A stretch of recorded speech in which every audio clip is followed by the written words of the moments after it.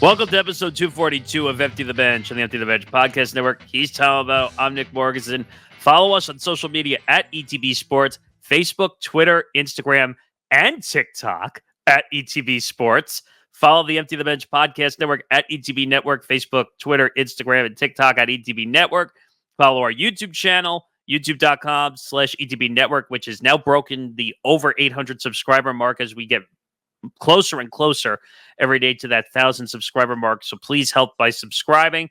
Make sure you check out our website, etbpodcast.com, for all the latest blogs and information. NFL, NBA, as NFL gets closer, MLB season, dog days. So go check it out, etbpodcast.com. Make sure you go and listen wherever you get your podcasts.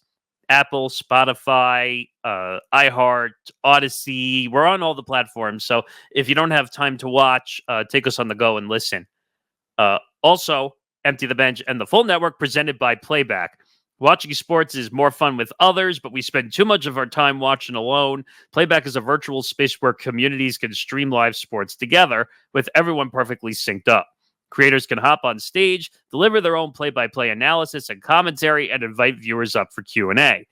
Playback makes watching sports fully interactive and a social experience. From playing fantasy sports, repping your favorite players and teams, and watching with commentators and communities you care about. Win or lose, sports are best enjoyed together.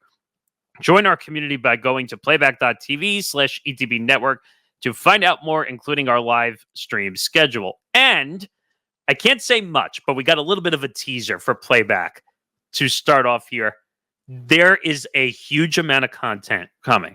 Huge. You and I were kind of exploring a little email we got from Playback over the last couple days. Yeah, and let's say we've explored around, they've explored around, and let's say there is a capacity that, if things go according to the way that they could, you might see a lot more Playback content. Obviously, I talked about this on the 2 MMA shows I did. We've, been a little on break with Playback after, the NBA free agency special. We had a little bit of a break. We just had, actually, at the time that this show is premiering on YouTube, I'm actually in the middle of the premiere of Fight Study with Zan and Pat from MMA Outsiders, doing MMA content on Playback, which is now going to be a monthly thing. But there may be a lot more in the works if things are going according to plan. Yeah, the best way I could say it is there might be a flood's worth of content. The floodgates might be opening. Hold your horses. That's what I'm going to say. Buckle up.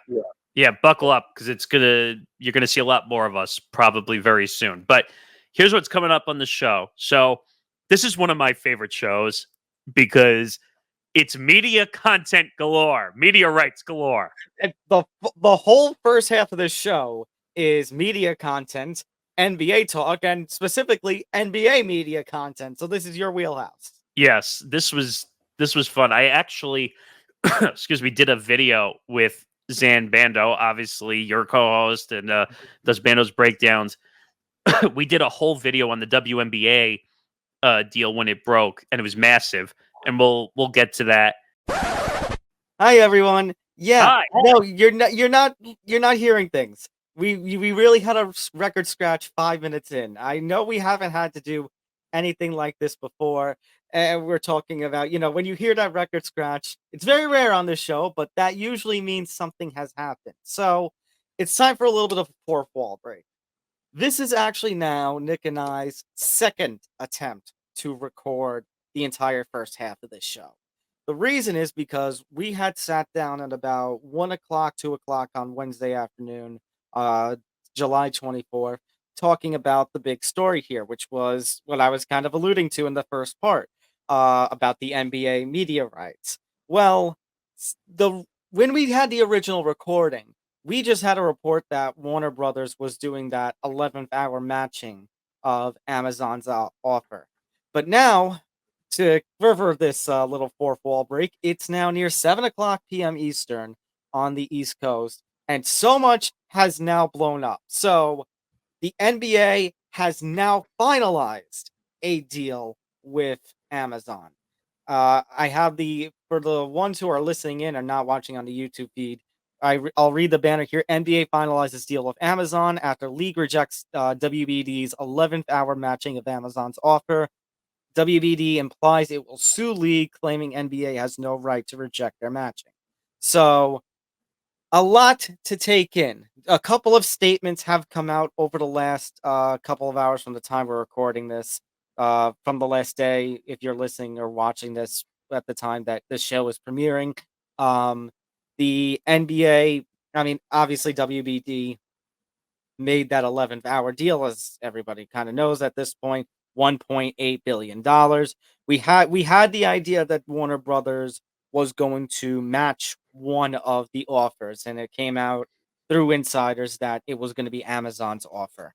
About $1.8 billion or so. So Warner Brothers matches, and the NBA comes out with a statement, like I said, on late Wednesday night, July 24th, that says, you know, hey, we appreciate everything that Turner and Warner Brothers has done with us over the last however many years, but ultimately, this is where things get a little murky.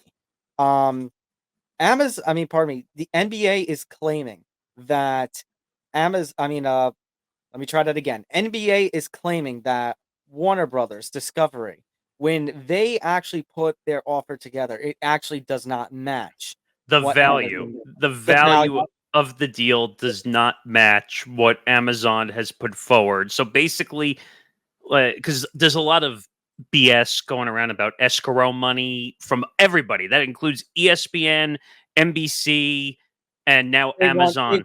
they want the NBA wants the money for the first few leagues of the leagues First from 3 years.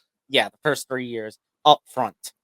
So, because I think that's just so well, even though this is the most ridiculous business practice I've ever heard of, but what do they think that these partners are going to run away from $6 billion? I mean, or however much money they're paying. I mean, it's absurd that they expect that amount of money. But reading all the statements, what is a fair value match when it comes to Amazon, which is a strict digital partner? They're not TV, they're not linear. Warner Brothers Discovery, Turner, TNT is linear. So, what is considered a valuable match?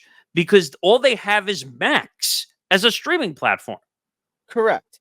And the other thing that's basically so the other side to it is TNT Sports puts out a statement saying, "Hey, we matched, and now basically the NBA has to come back to us." So the other thing, if this is going to go to court, because the assumption was it was going to go to court even when we did the first recording of this segment, because the implication was if the NBA went back to Warner Brothers, Amazon was going to sue them.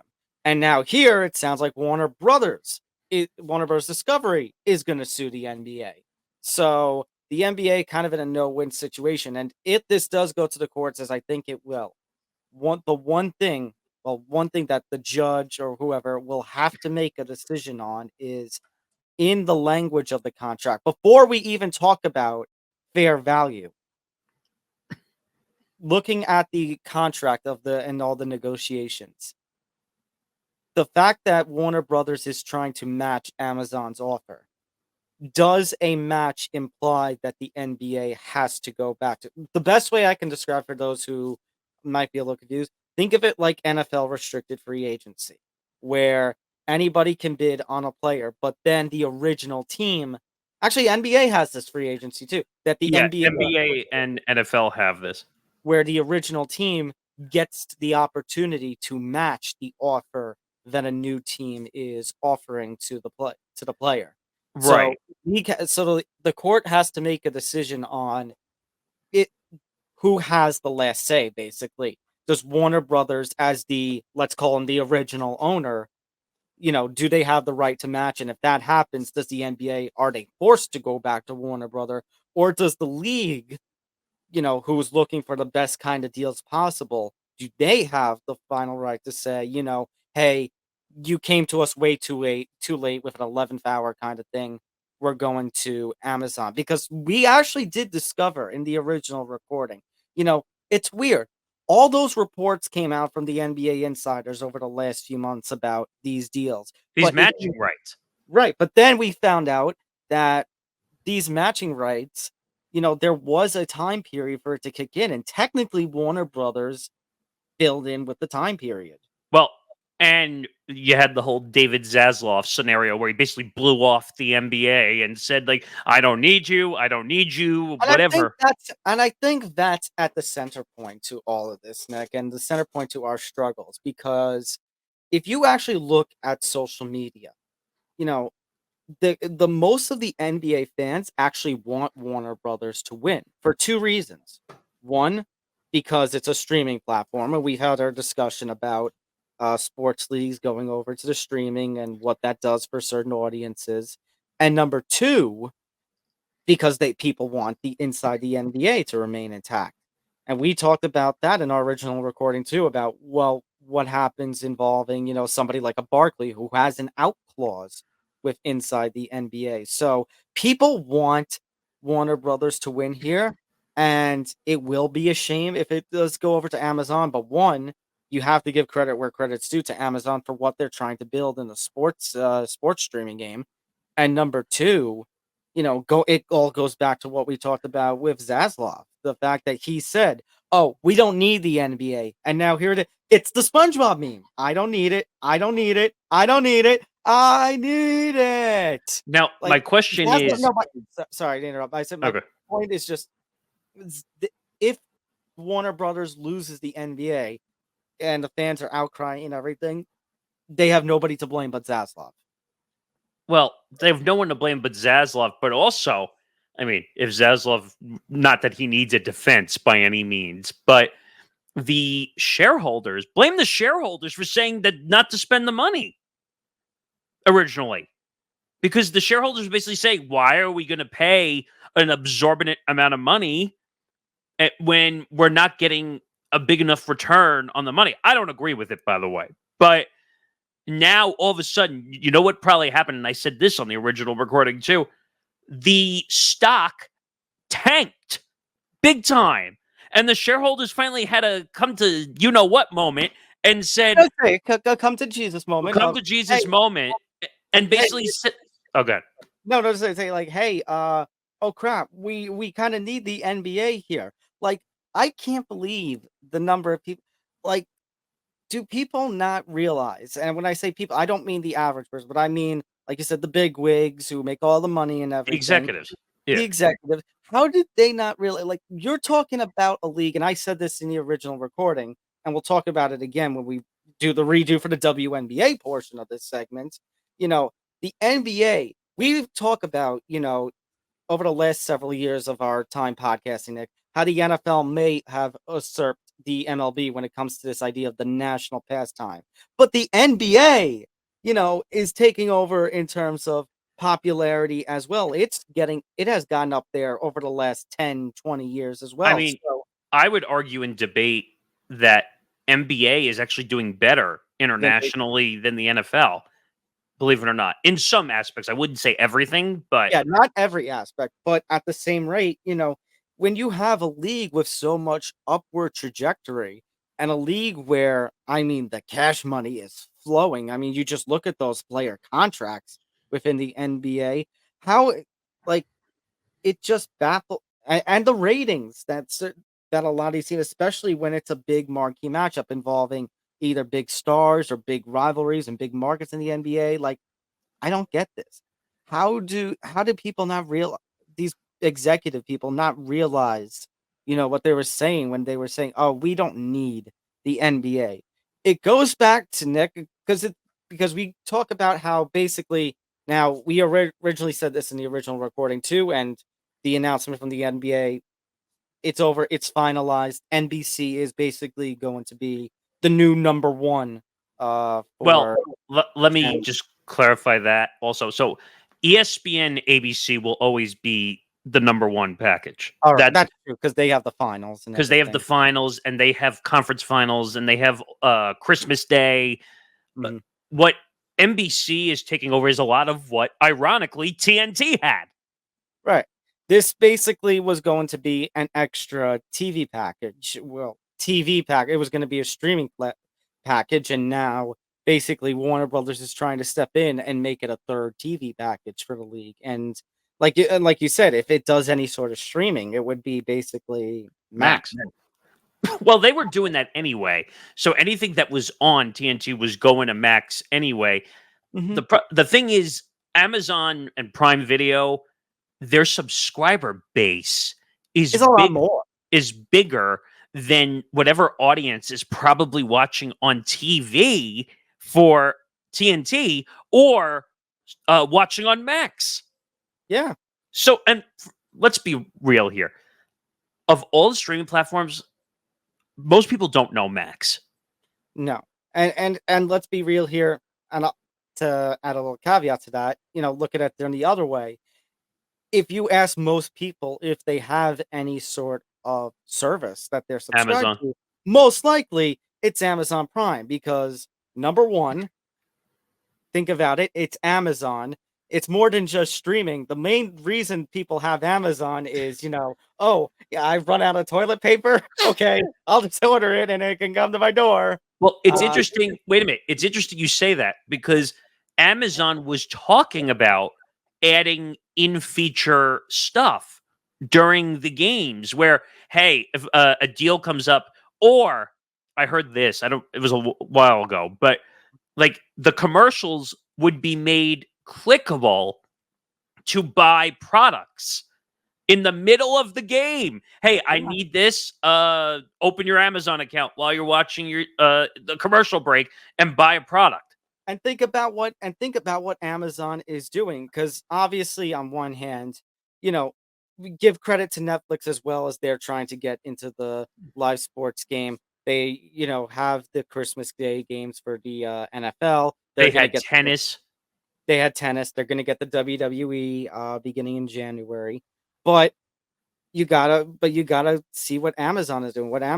They have Thursday Night Football, and we talked about looking at this upcoming Thursday Night Football schedule, It's way better, making it basically like a rivalry night of sorts. That was brilliant. That was brilliant on the NFL's part to turn it into a kind of a day of looking forward to. In a sense, it used to be from over the years.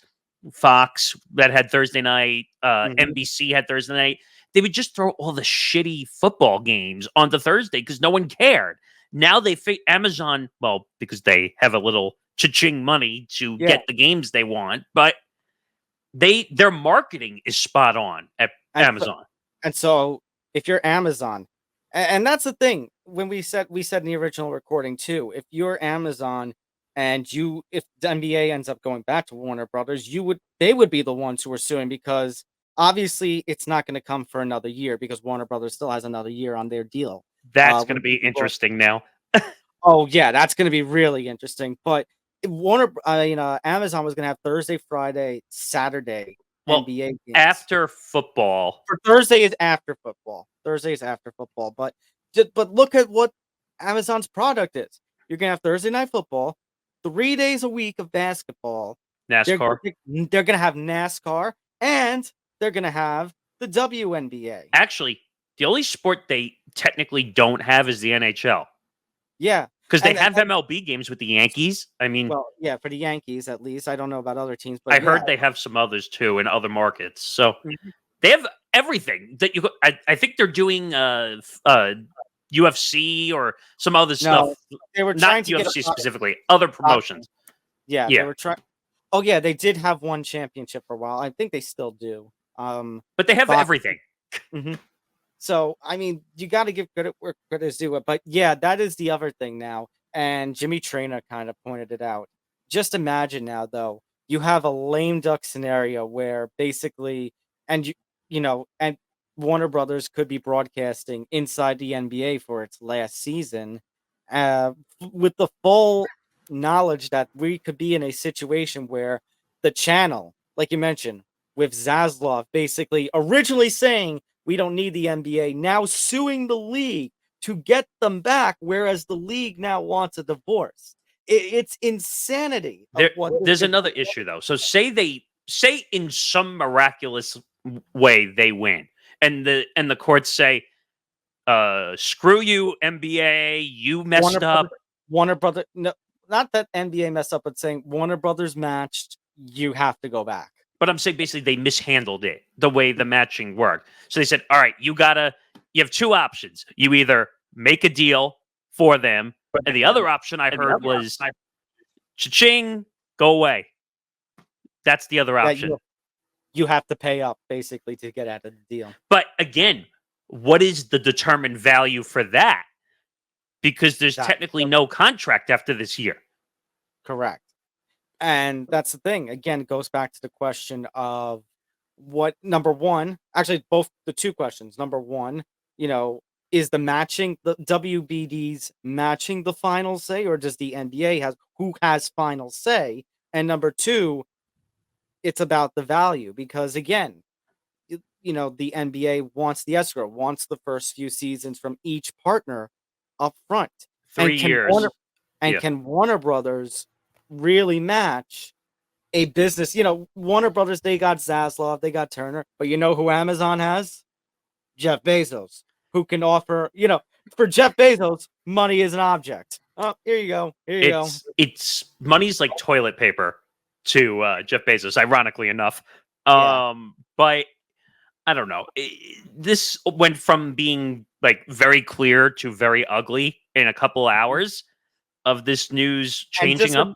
And to continue to take Jimmy Trina's tweet, just imagine now with this whole situation, and Charles Barkley is going to have a live microphone. And I'll make one last point, because then we got to move to the WNBA. Mm-hmm. With this being official, NBA on TNT will never be the same ever again. No. Because Ernie, who's dealing with family medical health situations, has already come out and said that I'm not moving to another platform. I don't even know what they would call it. I don't know if they may not even have the legal rights to inside the NBA once it leaves. No, I don't think so. And again, it goes back to a question that we kind of talked about, not just in our pre-show meeting too. I mean, where does Charles Barkley's, out clause then kick in? Does he go through with this last season of inside the NBA and then say adios like he was originally planning? Because I'm assuming he can't opt out because it's still part of the deal. Right. But I'm assuming what's going to happen is if the courts find it in favor of Warner Brothers, he may be stuck in his contract unless he retires. Right. But I'm saying, because if the deal still has one more year, he was always going to do the last year regardless. I think I misworded that. I think my thing was, so he's going to do the last year. You're talking about after. Yeah. He's going to do the last year regardless. But, if Warner Brothers wins, then is he forced to come back? Well, here's the idiocy. They signed these guys way past the rights holder deal. All of them. Mm-hmm. What was the point of that? Usually when you have a pregame show, you match their deals with the rights holder deal. Yeah. So that you're not in a situation like this. I guess the left hand didn't know what the right one was doing, or Zaslav and company thought, oh, we're not going to have any competition. We're never going to lose it. Yeah. But, all right, let's quickly move to the WNBA. So they agreed to 11-year, $2.2 billion rights deal. They originally were, it's going to be $50 million a year through the 25 season. And then it's going to go to $200 million a year. So they quadrupled their yearly take-in rate for this deal. Incredible, by the way, with ESPN, Amazon Prime, and NBC. And the other reports is that there are 2 more possible deals on the table. If they so choose, they can make another $60 million a year on top. So they have the chance to have $260 million a year from what was $50 million in the last deal. It's unbelievable. And honestly, I mean, you got to think about all the upward trajectory that the WNBA has had over the last several years. I mean, you saw it when Sabrina Ionescu entered the league and the rise of the New York Liberty, because here, Nick, locally in our New York market, New York Liberty has really skyrocketed in popularity and attention. They're popular than the NBA teams almost, Hmm. Oh, which is scary, but well, yeah. it's scary to think, but Nick, the Knicks and Liberty are basically the best teams right now here in New York. Like, don't even get us Um, started about the Yankees. the Las Vegas Aces have had quite the rise, and now They're they're going back-to-back for, champs. Yeah. a three-peat. Uh, First time since the 90s. Yep. yeah, and then of course the rise of Caitlin Clark and Angel Reese and all that they've done for the product since they got drafted into the league. I mean, you were talking about this in the original recording but that like Caitlin Clark and Angel Reese, no matter what you think of them on the court, no matter what you think of them in their personalities, every time they see a little girl basically coming up to them, anytime they see any fans coming up to them, they're talking with them, they're shining, like they are promoting such a positive image for the league right now, and they are trying to uh, spread spread the popularity of this league, and they're doing a freaking fantastic job being the faces of this league for two rookies. Now, Yeah. I'll admit one thing because I was very tough. Not on Caitlin Clark. I like Caitlin Clark, Angel but Reese.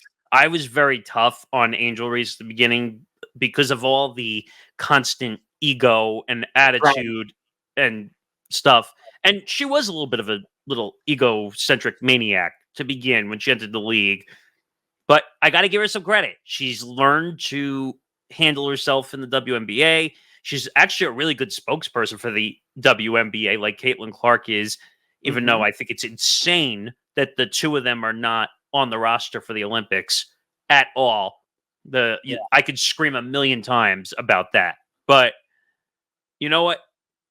And I'll say it again. Every WNBA player needs to write a thank you note to Caitlin Clark and Angel Reese for bringing a large portion of the attention back to the WNBA. I was gonna say, because I think they've had upward trajectory even before those two came in, but what those two have done has taken it to another level. And I think, Nick, in this new age, this new digital age of sports media and digital content, that those two have kind of, like you said, taken everything to another level. And the WNBA has been kind of a big winner in terms of gaining more fans. As I said, in a new age of sports and media content. I mean, close to $80 billion of deals between the NBA and the WNBA. Yeah. And again, you know, if you're the NBA and WNBA, you have to be ecstatic with how your media rights deals played out. And if you're Amazon, granted, as long as everything goes according to plan with the NBA portion of things, now with this legal mess with Warner Brothers, if you're Amazon, you also have to be ecstatic. Yeah, I Yeah. mean, long story short here, like it's going to be messy for a little while because this is not going to take two Not on the weeks. WNBA side. The WNBA side, No, the NBA side. everything is Yeah, fantastic. The it's going to NBA. be a legal mess for a while, and it's going to hold up some of the proceedings going forward for whatever plans. Because if Amazon had plans and now Warner Brothers Discovery is destroying them, like what's the scheduling going to look like for the season? We don't know. That's the big question mark Yeah. of the situation. But we just wanted to come back. We needed to make the story right. This is fourth wall, as you say. We don't do this very often. Now back to the original recording. Now back to your regularly scheduled program. So the Clippers made a trade for Russell Westbrook, trading into the Jazz. I didn't put the full details on here for the trade because, well, very conveniently, the Jazz said, bye bye, which is the second time now the Jazz has traded for Russell Westbrook and has waived him.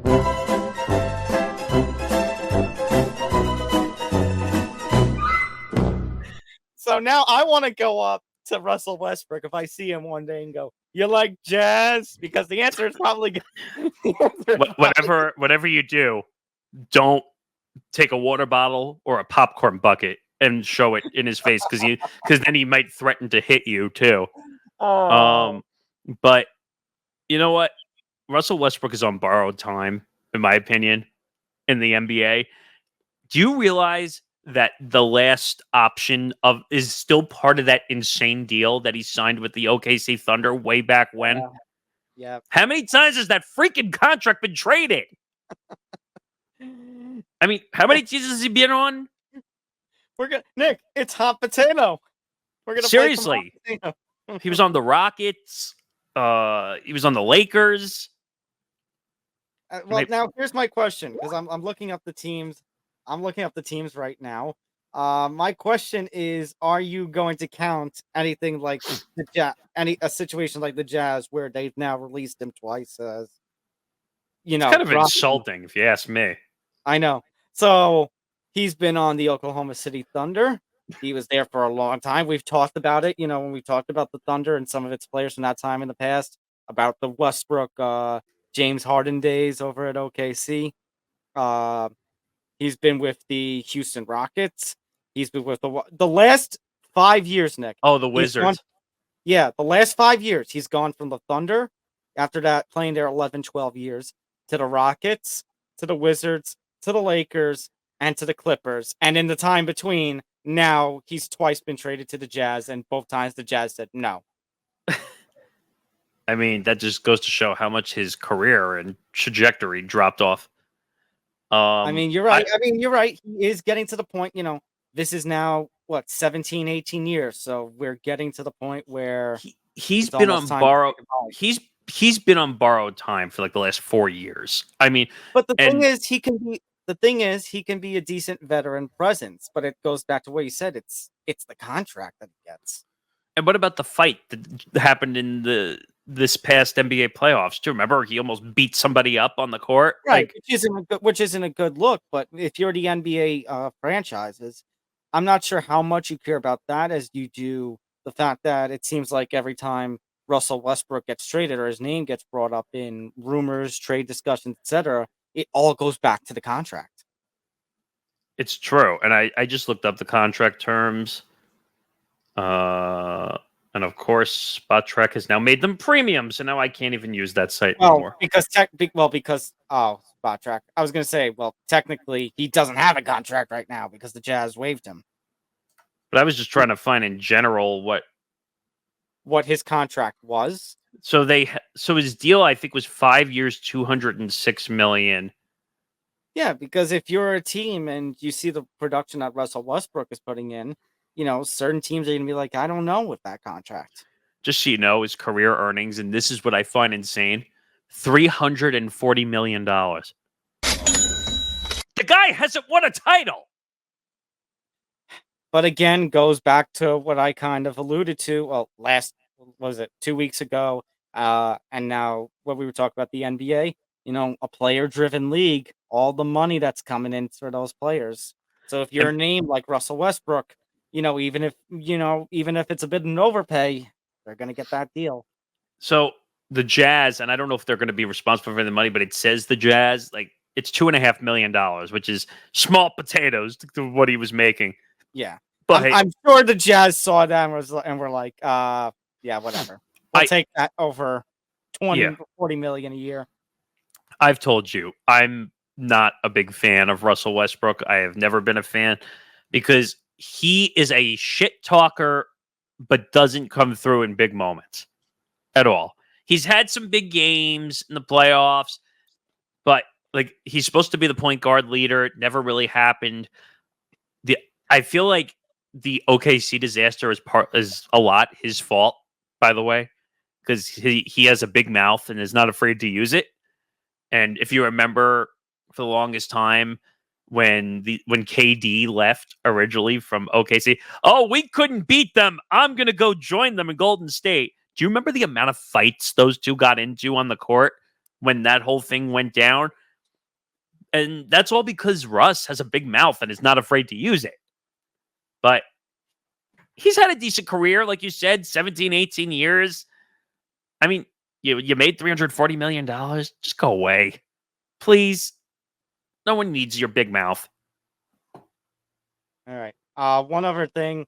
Obviously, it's Olympics time, man. Olympics are starting up on, technically they've started up already with some because every time they have the Summer Olympics, there's always the qualifying or pre-Olympic stages where you have for soccer and certain sports. I was in the We gym. I have- saw rugby. yeah, rugby going on right now. The opening ceremonies officially kick off on Friday.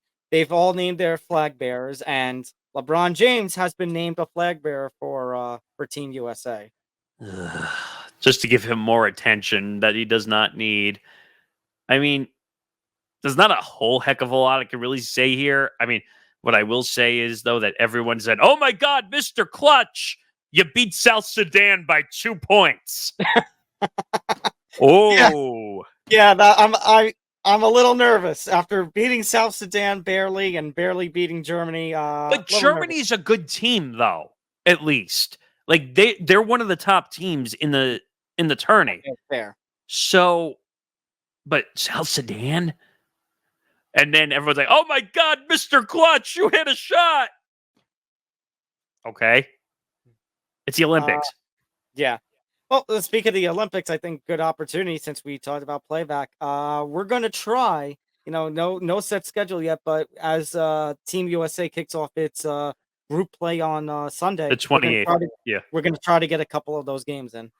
Yeah, I'm looking forward to that because you and I and a lot of other guys said, "Well, we want to do the Olympics because it only comes around every 4 years." I Mhm. mean, And, I'm and, like, and yeah, every time the Olympics comes around, we're not so much onto the amateur scene when it comes to some of these sports that, hey, we don't really get the opportunity. But now here we have the opportunity to do some stuff at the Olympics. yeah. So definitely going to try and do Team USA. Maybe we'll try to get the women's Yeah, game too because that has more big name players on it that's actually. it. But this they have to pick somebody. Like Michael Phelps has done it a million times. Yeah. Which makes sense because he's probably, in my opinion, at least he's the most decorated Team USA Olympic athlete in my book. Because he's won how many gold medals? I lost track after I've lost 15. track. I've lost track. And then on the women's end, Katie Ledecky is approaching that. She's I think. probably going to be the next like big decorated Yeah. Team USA Olympian. But you know what? I'm looking forward to it. From a geeky media perspective, Noah Eagle is actually calling the men's USA games with Dwayne Wade. So I'm looking forward to that. I don't know who's calling the women's games, but that's going to be fun. Noah Eagles had quite a career, by the way. Mm-hmm. I mean, look, you got to look at the. I mean, you got to look at the Eagles, Ian and Noah, and just basically all that they've done already over the last few years. He's 20. I saw an interview with Jimmy Traina, by the way, on SI Media. I think he's 27, younger than me. Younger than me. And he's done the Super Bowl. He's done Notre Dame for Notre Dame NBC. Football, NBC. Right. All the Nickelodeon broadcasts of the NFL, whether it be He's on done Christmas tennis, or the French Super Bowl. Open for NBC. This kid has had a massive career already, and he's 27. And the thing is, and the thing is, you can talk about, you can make an accusation of nepotism all you want. I remember that when it came to Joe Buck, obviously Joe Buck, the son of the legendary Kenny Albert. Kenny Albert, obviously the son of the legendary Marv Albert. But the thing is, like, we talk about Kenny Albert, we talk about Joe Buck, and we say, like, obviously in the past we've dunked on Joe Buck every now and again, but those guys, have the talent, and Noah Eagle, he has the talent for all that he does. He's very good. I've watched a lot of NFL games he's done. I've watched Notre Dame. Usually I don't watch a lot of college football, but he's really good. Yeah, I love listening to Noah Eagle. He's got his own personality, which a lot of times it's hard as a son of a big time broadcaster. Like you don't emulate. Like and no. And that's one thing, that I can say that he has joined the likes of Kenny Albert and Joe Buck. It's that all of them have made their own personalities that, they stand out on their own in comparison to their fathers, who in their own right were also fantastic personalities. I mean, not to go off to left field for a second, but because we were talking about fathers and sons in media, I saw Zan talked about it. Did you see the whole thing with Brenneman? Yeah. That he's now that he's now doing CW sports for what is it, the Mountain West Conference, I think. I think so. I agree with him, by the way. I think he didn't deserve another opportunity. But that's just me. All right. Let's move on. Let's talk about football. We got 20 minutes or so. Let's talk about some football. So Shaq, Yay! this took me off guard big time. Me too. You talk about one of the centerpieces of that Buccaneers defensive unit, and now he's not going to be a part of it. Yeah, that was kind of confusing to me. He's young. I think he's like 31. 31. I think. He basically said he wanted to spend more time with his family. I appreciate the sentiment for sure. Yeah, just a little shocking, and to come right before the season. I mean, you're talking about a guy, Nick, that won the Super Bowl with Tampa Bay when Tom Brady was there for a few seasons. Actually, I forgot he was part of that Super Bowl 50 defensive unit too with the Broncos. Him and Von Miller and all of them. Yep. So I found the quote because he's not on Twitter. He's only on Instagram. So it's time for me to hang it up. It's been a great ride. I appreciate everything that came with it over the years. I'm ready to shift my full focus to my wife and kids and helping them realize their dreams and catch them. Anyone who caught their dreams before know the work, time, and consistency required to reach them. I'm ready to start building them skills up in my kids, which will take 100% commitment. I know to some it'll be a surprise, which true, it was a surprise. But I've been thinking about this for a while, and the decision has never been more clear than it is now. So, I mean, like I said, I appreciate the honesty for sure. I do appreciate the sentiment, and I love the words he's talking about. Because he got to live a dream, and hopefully he gets to help his family live their dreams as well. How many years was he in the NFL? He was drafted. He actually went undrafted in 2014. End up going on with the Broncos. And I mean, Nick, we talk about some guys, who don't get drafted, go under the radar, and then perform, spectacularly in the NFL. And he's going to be one of those names. Was with the Broncos, began his career in the NFL in 2014, stayed about 5 seasons. Like I said, Super Bowl, helped them win Super Bowl 50. Then was with the Buccaneers for 5 seasons, ended up helping them win Super Bowl 55. Yeah, Super Bowl 55. And I actually forgot, he was actually not supposed to be with the Buccaneers. His contract, he was gone. He was going to be with the Dolphins this season. Right, that's right. I think he signed a deal, if I'm not mistaken. He also had he tore his Achilles in 2022 also, so he was out for a year. But just going over some of the stats, going over some of his highlights. Second team All-Pro. 2019 was probably his best season. Obviously, that was the season before Brady came in and helped the Bucs win the Super Bowl. But just to show the impact he had in 2019, second team All-Pro, went to the Pro Bowl in 2019 and 2021. 2019, he won the Deacon Jones Award. Actually, in college, he won we talked about the MWC. That's where the conference that he came from. Was Defensive Player of the Year before he got the season before he got drafted. 400 tackles, 59 sacks, 3 interceptions, 22 forced fumbles, 18 pass deflections. He actually has the NFL record for most sacks through the first 3 weeks of the season. He had in that 2019 season, he had 8 in the first 3 weeks. So he had 19 and a half total sacks in 2019. In that season, he tied. I think he has the Buccaneers franchise record that year. What was it Strahan who had a record for sacks, the all-time record? I think so. Actually, you mentioned Strahan. That 2019 game against the Giants, that was the one where Danny Jones made his debut and the Bucs lost because of a missed field goal at the end. Was that the retirement game? No. That was when Eli got benched in favor of Danny, and Danny played his first game. Oh, that's right. Okay. And you know what was sad about that is that, because I'm reading off here, Shaq Barrett was basically going to be the reason that they were going to win that game before the unfortunate missed kick at the end, because he had 4 sacks in that game and 2 forced fumbles in that game. Both of those are ties for Buccaneers franchise records. That 2019 season was unbelievable for him.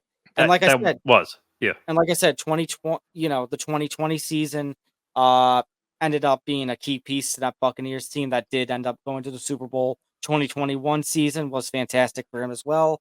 You know, he's definitely, he's had his highlights, and I thank him for the memories there during his 10 or so years with the NFL, and I hope he helps to help his family, like as he said in his own words, live their dreams. And you know what? He had a 4-year contract, got paid over 70 million, so I'm sure he's doing fine, hopefully, Mhm. and do whatever he wants off the field. I mean, if he really wants, I'm sure, because you know what happens to all retired NFL players. They can. Sometimes they get that itch to come back for one more season. I'm sure Well, somebody's going to grab him if that oh, happens. I wasn't even going to go that route. I was going to say, like, with all the media opportunities there Oh, are that now, too. Yeah, if he wants a media job, he'll get signed. and it doesn't even have to be calling games, like Bleacher Report with all its video content, Mhm. Amazon. Heck, I could see him being another player they add to That Amazon Thursday Night pre-show, Football. yeah, that That show was pre-show actually with really good. Sherman, Yeah. yeah, that pre-show with Sherman and such. That's such a good show. So I could see, because he's got good personality, at least from what I remember.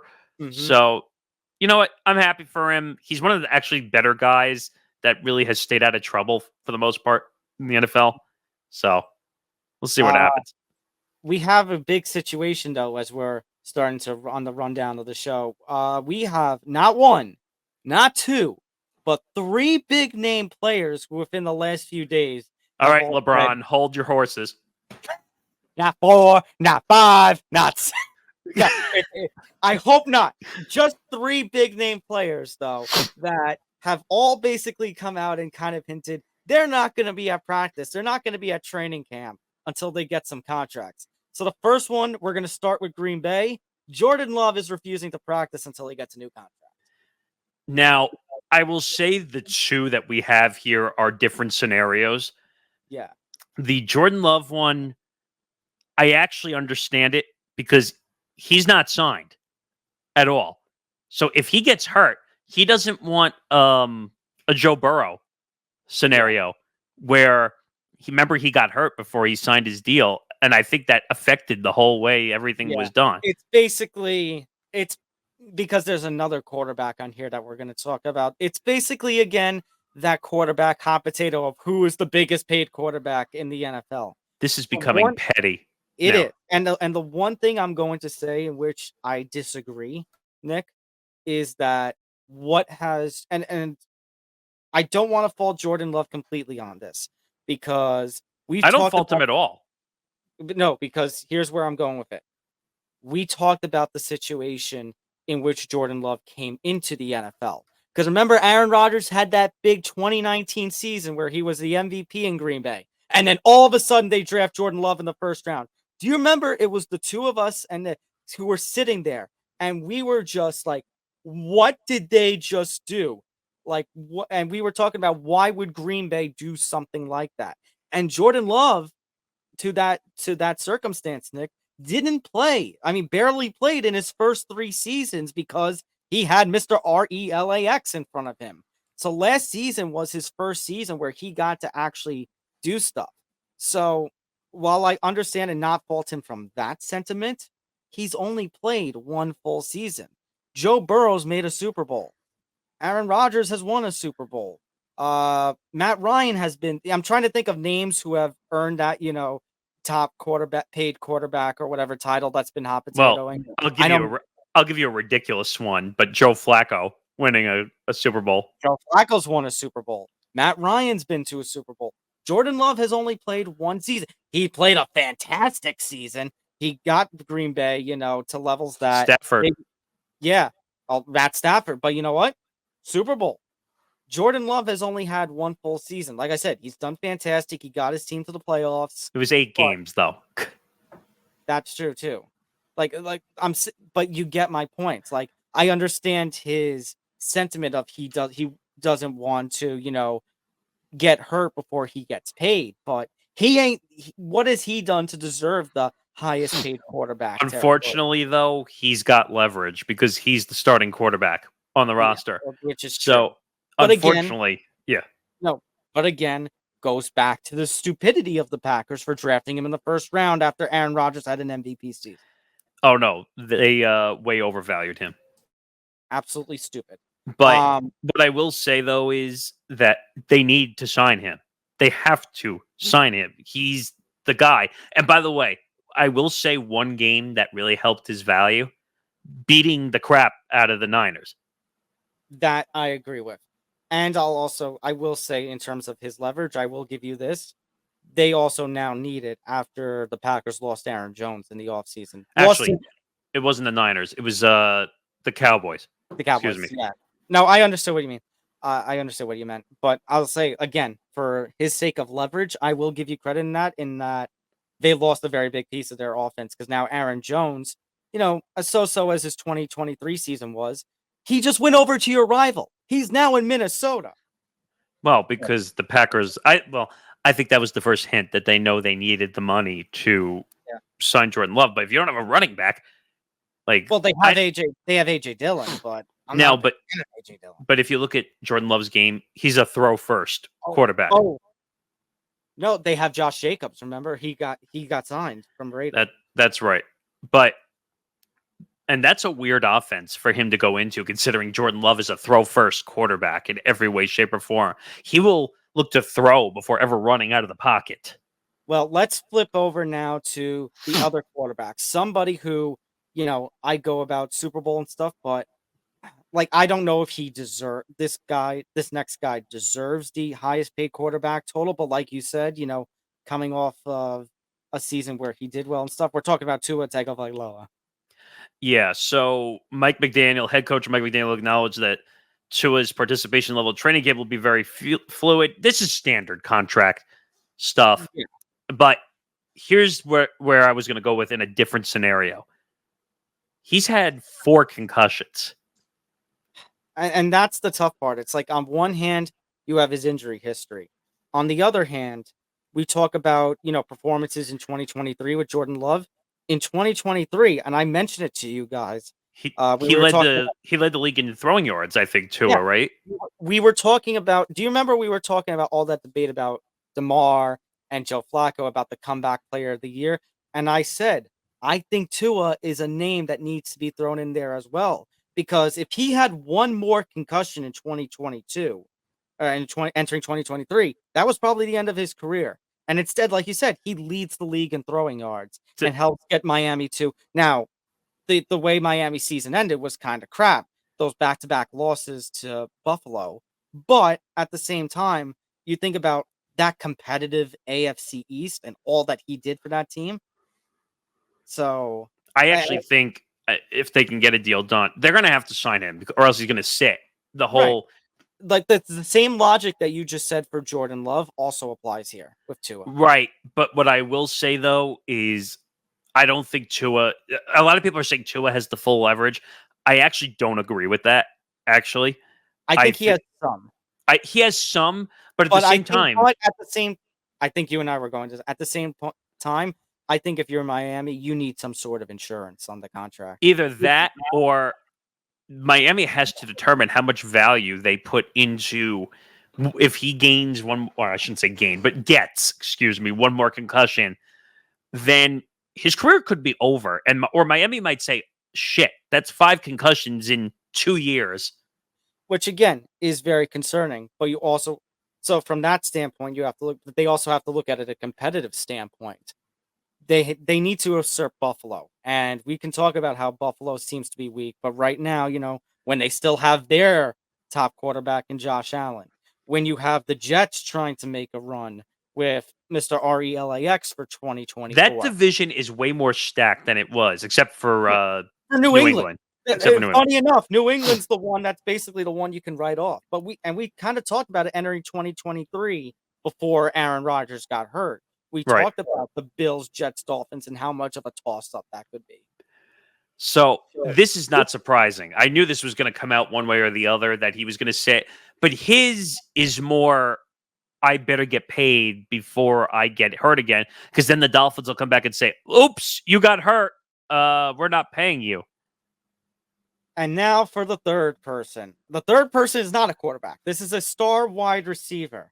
And the sound effect is going to come out for the first time this season. Well, the NFL season hasn't even started yet. How about them Cowboys?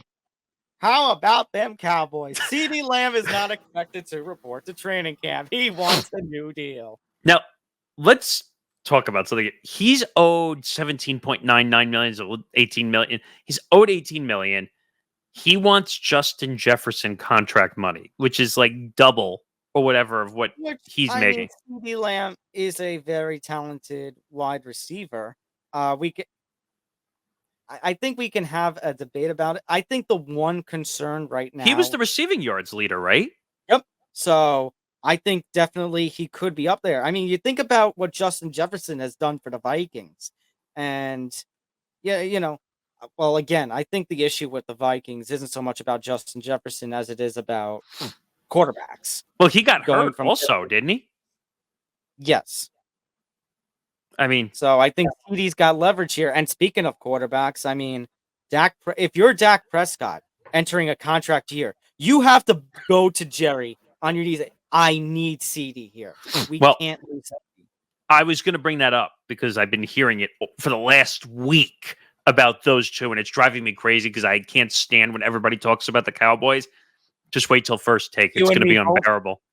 It's going to be unbearable once the NFL season comes back. But people are saying like it's a game of chicken between the two of them because they're waiting for each other to sign. In my opinion, though, CeeDee has more leverage on that front than Dak does when it comes to, all right, I'm just going to sit here and I'm going to wait and see if Dak signs his contract. And if Dak doesn't sign his contract, then I'll just sit out. But because I get why, and I agree with you, because if you're CeeDee Lamb, now we've talked about it. We hate when players, and because we talked about the risk that it comes about sitting out. Remember that, like we did for Le'Veon Bell, that 8 weeks, so that way the contract gets. Well, he screwed himself though. Right, but I guess where I'm going with it is if you're any of these other teams that need a receiver, or if you're CeeDee Lamb, Dak Prescott doesn't want me. Oh, that's fine, because there are other quarterbacks in other teams who could have me. Like I'm trying to. We're talking about a historic deal coming up. Yeah. Here, like they're talking about $60 to $65 million a year. Number one, I don't care if he was the second coming of Jesus. I would not give him $60 to $65 million a year. I don't care. By the way, that's two references in the same show. Boy. Basically, I guess at this point, if you're Jerry, you know what you have to do? Yeah, you basically have to have one photo of Dak right here, one photo of CeeDee Lamb here, and in front of you is a garbage can, and you have to make a decision. If you have to get rid of one, if Jerry right now is probably like, I can't decide. I want them both. Oh man, it's starting early. But it goes back to my point, Nick, that with Dak Prescott being in a contract year, does he need somebody like a CeeDee Lamb? Yes. So that way, like he needs somebody like a CeeDee Lamb, so that way he has the big performances, and then he can go to Jerry and all the other owners in the NFL and say, all right, pay up. Yeah, but what the one argument I will make is some desperate team, if he doesn't sign with the Cowboys, will give him $65 million a year. I don't know who that would be, but are you talking about CeeDee or Dak? No, I'm talking about Dak. Dak for sure. Yeah, the quarterback heavy, quarterback desperate team. Yeah, like someone mentioned the Raiders as a possible destination. I was like, all right, can we slow down, please? But it would not surprise me though. I mean, as sick as this sounds, because we don't know the situation with Aaron Rodgers in New York, can you imagine putting Dak with the Jets? Oh, like if Rodgers retires after this season? Oh my God, they would do it. Can you imagine, like, if Dak and say he hits the market, which that would be insane, by the way, if he hit the market. Nick, if Drake May does not develop and the Patriots continue their rebuild and Buffalo goes in a downward direction and Rodgers retires, I totally see it. because the Jets will say, this is our opportunity now. I mean, I'm not the hugest fan of Dak, but I would take Dak. At least Dak won't make noise off the field like Aaron Rodgers does. All I'm gonna tell you is let's get through this season first. So right now, take a chill pill. RELAX. All right, very quickly, because you mentioned something, Nick, that when NFL season fully comes around, the Cowboys talk is going to be unbearable when it comes to certain shows. Well, there's one particular Cowboy voice that you're not going to be hearing on television because Bayless, you're out of here. Thank God. Now, people are saying they have no idea when he's leaving. It's sometime this summer. I talked with Nick D about this on Moving the Goalpost. We did a whole thing, and I even put it up as a clip on our network page. Just go check that out. Where I basically said, Skip Bayless. Yikes. Created hot take. That's what he calls his house, Skip Base. Yeah, really. He created hot take culture and sports debate culture. And people forget, by the way, that for 25, 30 years, he was a sports journalist. People forget, and a good one, at least from what I understood. But he did have a history of creating waves with people. Well, the fact that, let's say he is going to stick around for this NFL season. He doesn't have a voice on the show that he had with FS1 anyway. He's basically thrown off to the side, and some of that I put on what he did to Shannon Sharpe. I'm sorry. Well, and I shouldn't say funny, but the irony, I found out because I was watching Stephen A's podcast, which is rare and few and far between. It came out that Shannon Sharpe, Skip Bayless got Shannon Sharpe's contract bought out from Undisputed. I didn't realize. I thought that Shannon Sharpe just said, I'm out of here. I don't want to be here anymore. Apparently, Skip facilitated that, which killed the show, by the way. Well, you saw some of those. I'm sorry, Skip Bayless treated him with absolute disrespect. Well, and I think one of the final nails in the coffin was the DeMar Hamlin situation. Yeah. And I had a whole debate with Nick over it because he says he didn't think the tweet was as bad as a lot of people are making it out to be.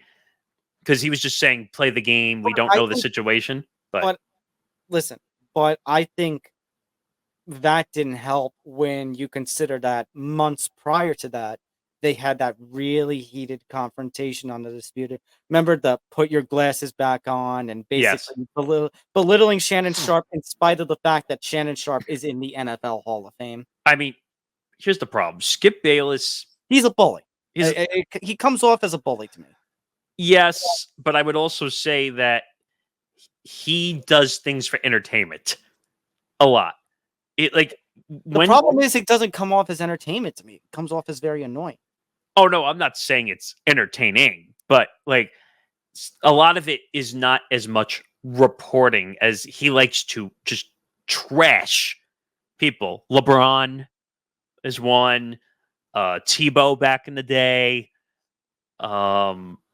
I'm trying to think who else. Yeah. Oh, Tua. His on again, he's basically like any sports fan when it comes to the Cowboys. He loves Dak 1 minute, the next minute he hates him and wants. Well, he's a Cowboys fan. Yeah. Well, Nick, this is a man. I'm not sure if you remember this, and maybe I'm misremembering, but this is a man who 12 years ago, remember when Jeter was having that resurgence in 2012? That basically implied that maybe Jeter was on the juice live on the air. I remember that. Yeah. I think that was still on First Take or whatever. Yeah, that was on First Take. Stephen A destroyed him for that. I mean, because I feel like sometimes Skip thinks he has to be not here, but up there and say something outrageous. And that's why even though he claims that he left, because his deal was actually up when he left. But the writing, I think, was on the wall. I secretly think ESPN did not want to deal with him anymore, to be quite honest. It was Stephen A's. It was becoming Stephen A's show. He's now an executive producer on First Take, so he has control over. Because there were rumors going around when this news broke. Hey, let's put Skip Bayless in the rotation. But reports came out very quickly that ESPN was like, no interest. Well, and Stephen A got pissed because they made a statement without talking to him, and that's bad. Yeah. But it's still ESPN's choice, regardless. Yeah. And he came out and said that our relationship is not relationship. Our TV relationship is over. It's never happening again. He said he'll talk to him and whatnot, but that goes to show you that his career is probably done, dead. Yeah. But Shannon Sharp is now succeeding though on First Take. Although I will say, I guarantee there may be some media platform out there that will give him a podcast or something. But the problem is he's a dinosaur. I don't know if he would ever adjust to digital culture. Now, I know he did that Skip Bayless podcast where he would be by himself with the microphone. And by the way, and I said this to Nick on the show, I want to see, it'll never happen. This is one of my wild theories for a show that I would want. I want Skip Bayless and Charles Barkley to do a podcast together. All right. Because Charles always goes after Skip. Always. And like he's called him out on Inside the NBA and stuff. Like, I'm telling you, that would be must watch for me every week if that ever happened. Of course it would be. But you know what? This was going to happen. By the way, Skip is 72 years old. He had a nice long career. He made plenty of money. He's not worried about it. He lives in LA. He'll be fine. He's friends with Lil Wayne, which I still can't figure out to this day. He was a contributor on the new show. I remember. But like they tried to copy First Take and it didn't work, where they tried to do rotational hosting. So they brought Keyshawn over from ESPN. They had Paul Pierce, who can't stop saying the N-word on a broadcast.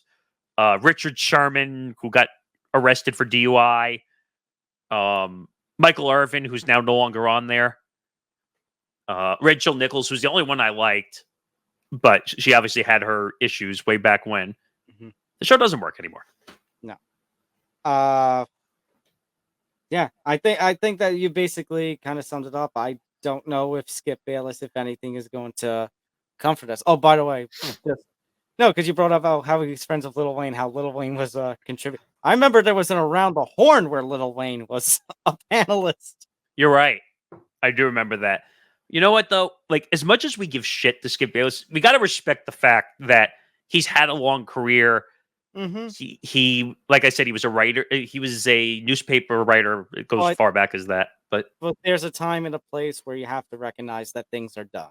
And right. And people got in our YouTube section comments when I put that clip up when Nick and I both agreed that Skip was the reason that Stephen A revived his career. Because if you remember, he worked at ESPN, got fired, then went over to Fox and did stuff over there. Then was brought back, started doing radio on the local ESPN New York. And Skip brought him on like Cold Pizza when it was called Cold Pizza. Yeah, because he used to host that with Woody. So Skip actually revived Stephen A's career. There's no Stephen A of today without Skip Bayless. Well, I think both of them had their own magic in their own kind of ways that kind of led to that show taking off. But at the same time, like you said, it's one of those things where for better and for worse, it did change the media sphere. It was a media marriage forever. For many years, it was number one for a long time on that show. And now, and people are saying that Stephen A killed his career. I don't know if I'd go that far. But I wouldn't go that far because I think, again, my honest opinion, his treatment of Shannon Sharp is what killed his career. And by the way, one last point. I'll say that Fox also lost the podcast content that Shannon Sharp is doing. Look at all that stuff now that he's doing with The Volume and with Colin Cowherd's company and doing the podcast with Chad Ochocinco and Gilbert Arenas. Like, they lost all that content because Skip's basically pissed him off and forced him to leave. So, money. All right, we've run over time. Just quickly, okay, hit that like button, subscribe, hit the notification bell so you get notified of everything here at the End of the Bench Network. Follow us across social media, Facebook, X, Instagram, and TikTok. Yes, now TikTok. We will start to put our own show clips up on our own TikTok. Same handle, at ETB Sports. Of course, follow the network at ETB Network, Facebook, X, Instagram, and TikTok. YouTube.com/ETB Network. Hit that subscribe button. We've passed 800. We're continuing to climb at a very rapid way. So, as rapid as I am talking. Help us, people. Subscribe. If you can't watch us, make sure to take us on the road with you wherever you get your podcasts, whether it be Acast, Spotify, Apple Podcasts, Amazon, all that. Don't forget to go to etbpodcast.com for more blogs and other content from the network. Zan and his crew are killing it, especially now that the NFL season is approaching. And of course, shout out to our friends at Playback, sponsoring everything here at the End of the Bench Network. And like I said, there's going to be a lot more content coming, it seems like, both on their end and what we're going to do with their content on our end. So keep an eye out on that Playback schedule. Yeah, we have a lot coming up, so just wait. We will make an announcement very soon on some stuff. As they say, there's logs in the fire. So for Tom Albano, I'm Nick Morgasen. We'll see you next week for episode 243 of Empty the Bench. Good night, everyone. Take care, all.